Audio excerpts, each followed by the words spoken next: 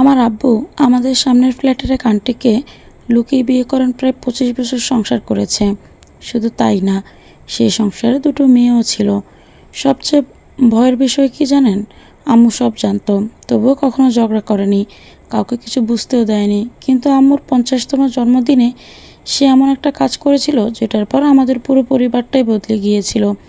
আমার নাম অনামিকা, বয়স 27, ঢাকার একটা বড় ল ফার্মে কাজ করি। আম্মু রোকেয়া বেগম, বাংলা শিক্ষিকা, আর আব্বু আব্দুল মতিন, সরকারি চাকরিজীবী।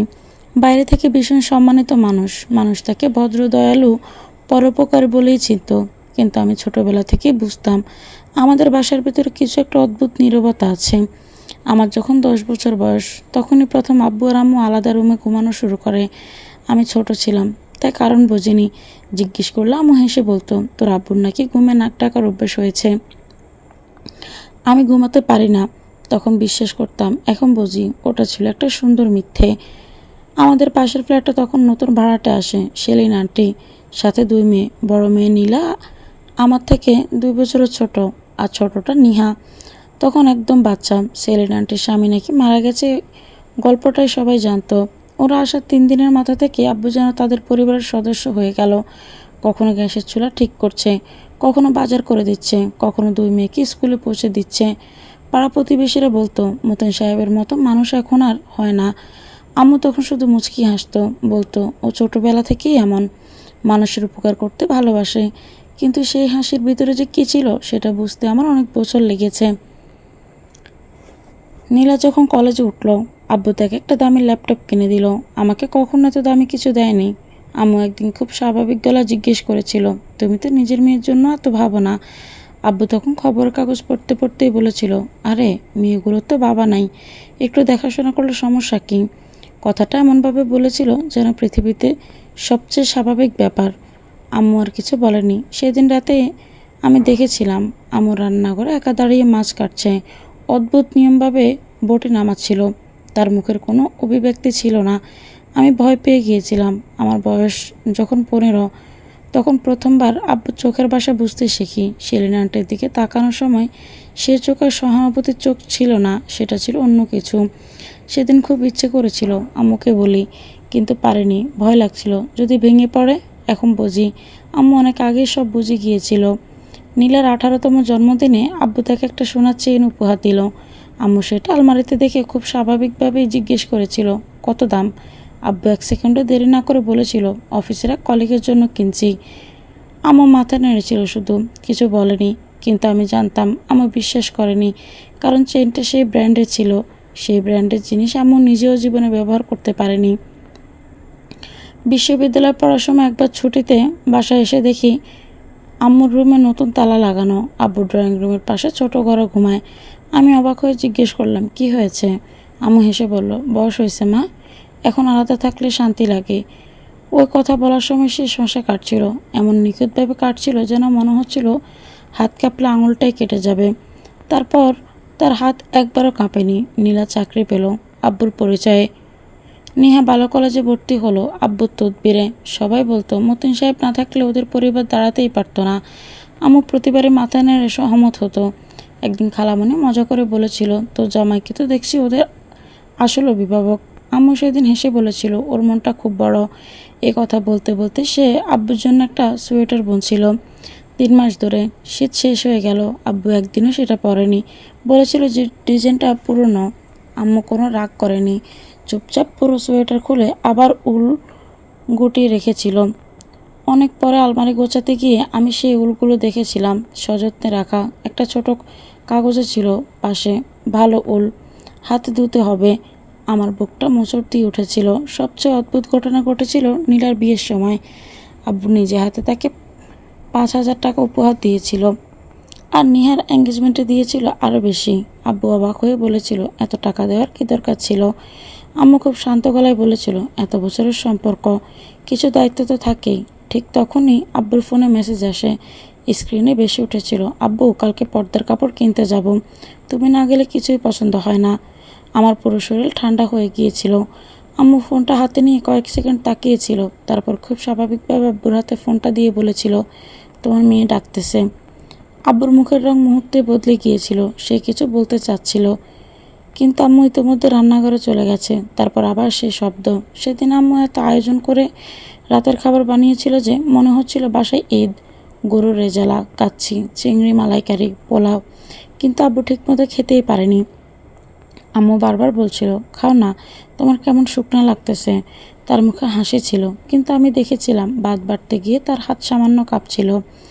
আমি এতদিন ভাবতাম আম্মু হয়তো সব মেনে নিয়েছে, হয়তো সে কিছুই বোঝে না, অথবা বুঝে চোখ বন্ধ করে আছে। কিন্তু আমি ভুল ছিলাম। সব কিছু পরিষ্কার হয়ে গেল আম্মুর 50তম জন্মদিনে। সেদিন আম্মু পুরো বাসা সাজিয়েছিল নিজের হাতে। আত্মীয় স্বজন, প্রতিবেশী, আব্বুর অফিসের মানুষ সবাইকে দাওয়াত দিয়েছিল, এমনকি সেলিনা আন্টি আর তার 2 মেয়েকেও। আম্মুকে সেদিন অদ্ভুত সুন্দর লাগছিল। গাঢ় নীল শাড়ি, মাথায় খোপা, ঠোঁটে হালকা লিপস্টিক। আব্বু অনেক খুশি ছিল। তার মুখে সেই আত্মতৃপ্তির হাসি যেন সেই জীবনের সবচেয়ে বড় যুদ্ধে জিতে গেছে। দুটো পরিবার 25 বছরের গোপন সম্পর্কে কোনো ঝামেলা ছাড়া সামলে রাখার বিজয়ী হাসি। কিন্তু সে জানতো না আম্মু সেদিন এত সুন্দর করে সব সাজিয়েছে শুধু একটা মুহূর্তের জন্য। একটা এমন মুহূর্ত যেটার পর আমাদের জীবন আর কিছুই আগের মতো থাকেনি। হঠাৎ করে আমার ড্রয়িং রুমের মাঝখানে গিয়ে দাঁড়ালো। তারপর চামচ দিয়ে ধীরে ধীরে গ্লাসে টোকা দিল। পুরো বাসা মুহূর্তে চুপ হয়ে গেল। যে যেখানে ছিল সেখানেই থেমে গেল। আত্মীয় স্বজন, প্রতিবেশী, আব্বুর অফিসের কলিগ সবাই তাকিয়ে আছে আম্মুর দিকে। আম্মুর মুখে অদ্ভুত শান্ত একটা হাসি, কিন্তু সেই শান্তি দেখে আমার বুক কেঁপে উঠেছিল। সে ধীরে ধীরে বলল, আপনারা সবাই আসছেন, অনেক ধন্যবাদ। আজকে শুধু আমার 50 বছর পূর্তি না, আজকে আরেকটা বিশেষ দিন। আজকে আমি আপনাদের একটা গল্প শোনাবো, একজন ভীষণ ভালো মানুষের গল্প। আব্বু তখনও হাসছিল, হাতে জুসের গ্লাস। সে হেসে বলল, আরে রোকেয়া, এসব আবার কি? মানুষজন খেতে আসছে, তুমি আবার গল্প শুরু করলা নাকি? চারপাশে হালকা হাসির শব্দ উঠল, কিন্তু আম্মু হাসলো না। সে ধীরে ধীরে আব্বুর দিকে তাকালো। সেই দৃষ্টি আমি জীবনে কোনো দিন ভুলব না। মনে হচ্ছিল এত বছরের জমে থাকা ঘৃণা, অপমান, অভিমান সব একসাথে চোখ দিয়ে বের হচ্ছে। তারপর খুব স্পষ্ট গলায় বলল, গল্প তোমাকেই নিয়ে মতিন সাহেব। 25 বছর ধরে দুটো সংসার চালানো একজন অসাধারণ অভিনেতার গল্প। পুরো ঘর জমে গেল। আমার হাত ঠান্ডা হয়ে যাচ্ছিল। আব্বুর মুখের হাসি ধীরে ধীরে মিলিয়ে গেল। সে কাপা গলায় বলল, তুমি কি বলতেছো এসব? আম্মু এবার আরেকটু জোরে বলল, আমি বলতেছি তুমি 25 বছর ধরে সামনের ফ্ল্যাটে সেলিনা নামের মহিলাকে লুকিয়ে বিয়ে করে সংসার করছ। আর নীলা আর নিহা শুধু তোমার দায়িত্ব না, ওরা তোমার মেয়ে। মুহূর্তে পুরো বাসা বরফ হয়ে গেল। কেউ নড়ছে না, কেউ কথাও বলছে না। শুধু কয়েকজনের দম আটকে যাওয়ার শব্দ শোনা যাচ্ছিল। সেলিনা আন্টির মুখ সাদা হয়ে গেছে। নীলা আর নিহা মাথা নিচু করে দাঁড়িয়ে। আব্বু হঠাৎ চিৎকার করে উঠল, রোকেয়া, তোমার মাথা খারাপ হয়েছে নাকি? আম্মু হেসে ফেলল। সে হাসিটা এতটা ভয়ঙ্কর ছিল যে আমার শরীর কেঁপে উঠল। মাথা খারাপ? আমার? আমি তো 20 বছর আগে তোমার প্যান্টের পকেটে লুকানো কাবিননামা দেখেই সব বুঝে গিয়েছিলাম। পুরো ঘরে হাঁপ ছাড়ার মতো শব্দ উঠল। আম্মু থামলো না। হ্যাঁ, আমি সেই কাগজের ছবি তুলে আবার জায়গা মতো রেখে দিয়েছিলাম, কারণ তখন আমার মেয়ে ছোট ছিল। আমি চাইনি তার জীবন নষ্ট হোক। আব্বু এবার সত্যি সত্যি ঘামতে শুরু করেছে। সে সামনে এগিয়ে এসে বলল, চুপ করো রোকেয়া, মানুষজনের সামনে নাটক করো না। আম্মু এমন চোখে তাকালো, আব্বু থেমে গেল। নাটক? তার গলা এবার ভারী হয়ে উঠল। নাটক তো তুমি করেছো 25 বছর ধরে, আমি না। আম্মু ধীরে ধীরে টেবিলের দিকে গেল। সেখানে রাখা একটা ল্যাপটপ খুললো, তারপর টিভির সাথে কানেক্ট করলো। স্ক্রিনে একের পর এক ছবি বেশি উঠতে লাগলো। ফ্ল্যাটের দলিল, ব্যাংক স্টেটমেন্ট, টাকা ট্রান্সফারের হিসাব। আব্বুর বুক দরফর করছিল। আমি এসবের অনেক কিছুই জানতাম, কিন্তু এতটা না। আম্মু বলল, আপনারা দেখেন, এই যে ফ্ল্যাটগুলো সব নীলা আর নিহার নামে, কিন্তু টাকা গেছে আমার অ্যাকাউন্ট থেকে। আমার চাকরির বেতন, আমার বাবার রেখে যাওয়া জমি বিক্রির টাকা। আত্মীয়দের মধ্যে ফিসফাস শুরু হয়ে গেছে। আব্বু দৌড়ে এসে ল্যাপটপ বন্ধ করতে চাইল। আমি উঠে দাঁড়ালাম, হাত দিবেন না। আমার নিজের গলার শক্তি শুনে আমি নিজেই অবাক হয়ে গিয়েছিলাম। আম্মু এবার ড্রয়ার থেকে একটা ফাইল বের করলো। আর এটা কি জানেন? মতিন সাহেবের নিজের হাতে লেখা স্বীকারোক্তি। নীলা জন্মানোর পর লিখেছিল, যদি তার কিছু হয় তাহলে যেন মেয়েরা সম্পত্তি পায়। আব্বু এবার বসে পড়ল সোফায়। মনে হচ্ছিল তার শরীর থেকে সব শক্তি বের হয়ে গেছে।